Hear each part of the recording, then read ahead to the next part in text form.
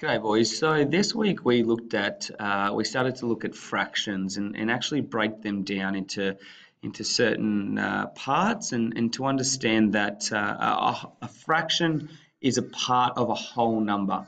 Okay, so that's the first thing we probably need to understand is when we're looking at fractions, we've got part of a whole number. Okay. So we know definitely after speaking throughout the week that when we look at fractions, we know that our top number, okay, is called a numerator. Okay, definitely. Our top number is called a numerator. Okay, and our bottom number is called a denominator.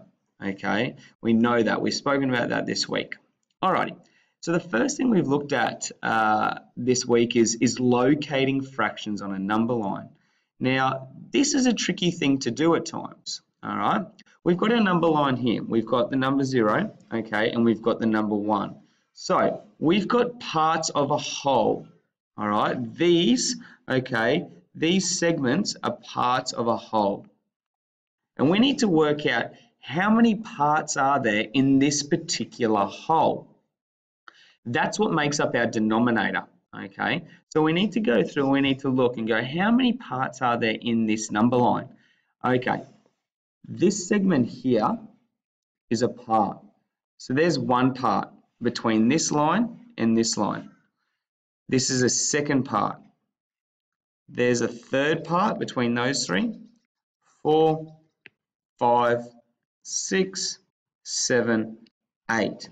So that means we've got 8 parts in this number line. Knowing that, that makes our denominator. So we can go ahead and put 8 on the bottom of every single one of these fractions, okay? Because there's 8 parts, so we need to work out now what number part is that on the number line. So let's have a look, okay? This here is obviously 0. This would be the first part. This would be the second part. So that means that this fraction here is 2/8.